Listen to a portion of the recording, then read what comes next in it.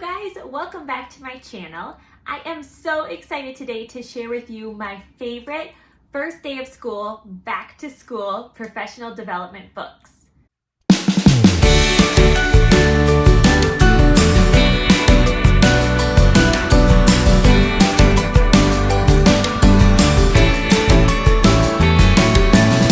So if you are new here, my name is Christina. I am a kindergarten teacher in Minnesota, and I have been sharing my favorite professional development books that I have loved reading every single summer, and I wanted to share these with you.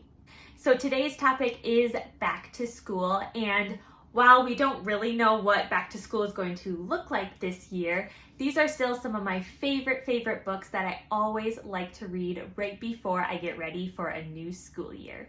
The first book I have is The First 6 Weeks of School, and this is from the Responsive Classroom. And what I love about this book is that you don't have to binge read this entire book before the first day. It actually takes you along with the first 6 weeks of school, which is awesome. For me, I usually would read the next week's chapter on Saturday or Sunday night before that week just to get my mindset ready to roll. If you teach primary, you know, well actually any teacher, that the first days of school are definitely a blur. I never remember what I actually do on those days, but this helps me to get my mindset ready and to have a plan that I know is purposeful and intentional. So let me get into this book and show you all the goodness that is the first 6 weeks of school. One thing I really like about this book is that it splits up the grade levels. So it has kindergarten, first and second grade together.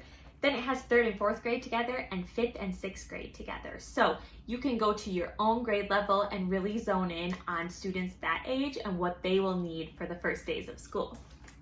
On this first page here, it lists a sample schedule. So it really goes through and breaks down your arrival, morning meeting, touring the school, snack time, your specialists, math, recess, and just gives you a sample of how long you might want to take on different parts of your day, which I love because I think that is so helpful when you're a little bit like, I don't know what to do for the first day. So like I said, this is a responsive classroom book, and I just love the attention to detail that they always put inside of their books. It talks through the beginning of the first day and starts with settling in and with their name tags.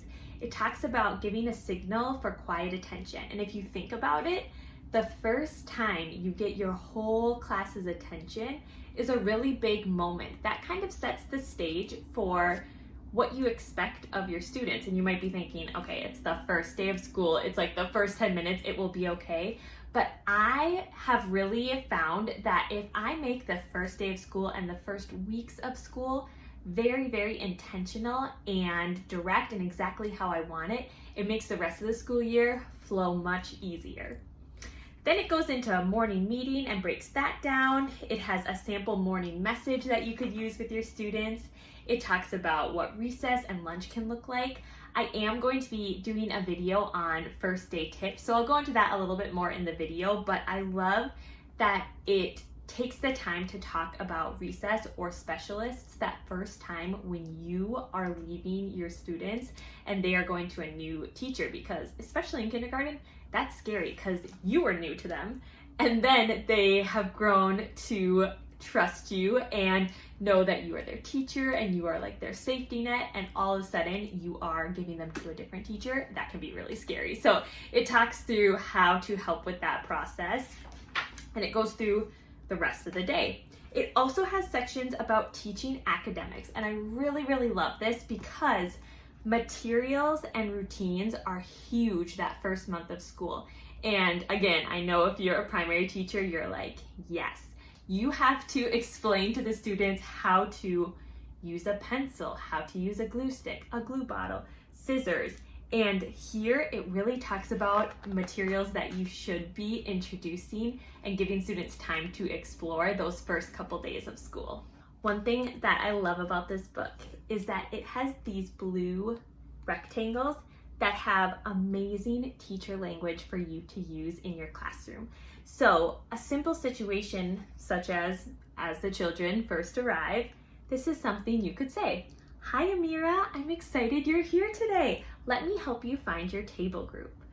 Tons of just easy, simple, like prompts for you to use. It also has reinforcing language. As you come to the rug for our read aloud, I saw you walking quietly. That helps everyone get ready to learn. Like, these are such good reminders just to have kind of floating around your brain during that first week and weeks of school. So then it goes into 3rd and 4th grade, going with that first day of school, and 5th and 6th grade. And then it starts with week 1. So on the first page of week 1, it has goals that you can set for week 1. And I love this. It has goals such as practicing essential academic routines, exploring some key academic supplies, generating learning goals, or you might call them hopes and dreams, and brainstorming a list of possible classroom rules. So again, for kindergarten, 1st and 2nd grade, it talks about day 2, day 3, day 4, and day 5, gives you a sample schedule, and then it goes through the flow of the day again, just like it did on the first day of school. These blue rectangles, like I was saying before, are just amazing. This one talks about useful materials to introduce in week 1. So counters, cubes, dominoes, blocks, crayons, markers, pencils, erasers, glue sticks, paper clips, like all the things that your students are going to need to do. It talks about how you use the item, how you're going to introduce going to get the item, where the item is in the classroom, how the students put it away. Is it always accessible to them? Do they need to ask you? All those routines, they have it in here. So this book continues through weeks 2, week 3, week 4, week 5, and week 6. So it's such a helpful book to have for the first couple months of school. Then at the very back of the book, it has some more information of different practices that they discuss in the books. So some examples are like having a closing circle, different brain breaks or energizers, guided discovery that you can use with different materials, interactive modeling, morning meeting, quiet time.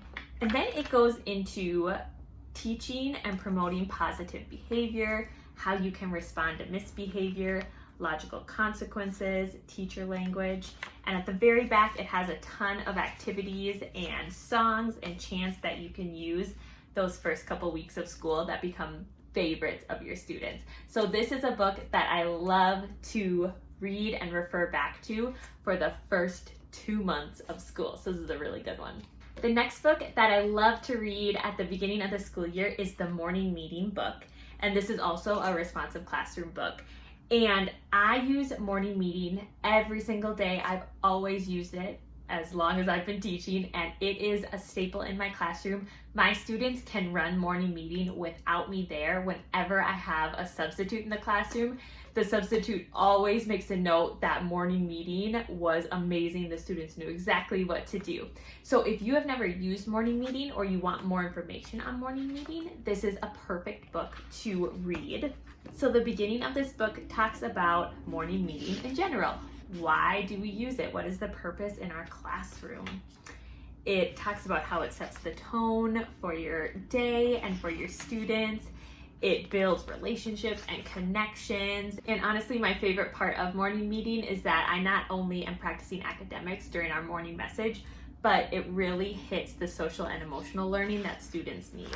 Each chapter is dedicated to one of the parts of Morning Meeting. So greeting is the first thing that you do in Morning Meeting, and it talks through what is the purpose of greeting, how to introduce greeting to your students, how they can use greetings to learn their names at the beginning of the year, and gives a lot of different examples of greetings that you can use in your classroom. Then the next section is all about sharing. I know in kindergarten, my students always have stories to tell, and so sharing is one of their favorite parts of Morning Meeting. And in my classroom, we use it as a time to practice asking questions and really listening to our friends. And Morning Meeting is one of the times where, as a newer teacher, I found myself always repeating what my students said and kind of like saying it again in my own words, and I have stopped doing that. And now it's really important that my students listen to one another because I'm not going to repeat it for the whole class. And that's a really great tool for student sharing if somebody can't hear them because they're talking too quietly or they're kind of mumbling or their fingers are in their mouth. It's a great way to talk about public speaking and using a speak up voice and making sure all of your friends can hear you. So there's tons of important skills that you learn even during sharing for your morning meeting. And then the next part goes into your activity. And so we have like 5 different games that I love to play in my classroom that my students always want to go back to. And I'm hoping to do a morning meeting video. It would be a quick video that just breaks down what my morning meeting looks like. So I'll go more into detail with that when I do film that video. And then the last part of morning meeting is the morning message. And this is a part in my classroom. Even when I was distance learning, we do morning message every single day. I write out a new message. It helps us reinforce skills that we've been learning. At the beginning of the year, I use morning message as really good practice where we're practicing one word at a time. They repeat it after me. We talk through how there's an uppercase letter at the beginning of sentences. There's punctuation at the end. Throughout the year, I'm starting to take away the beginning sound. And when we're trying to figure out what does morning start with, M, they're able to come up and write the letter M. And it's really interactive and great practice for the students as well.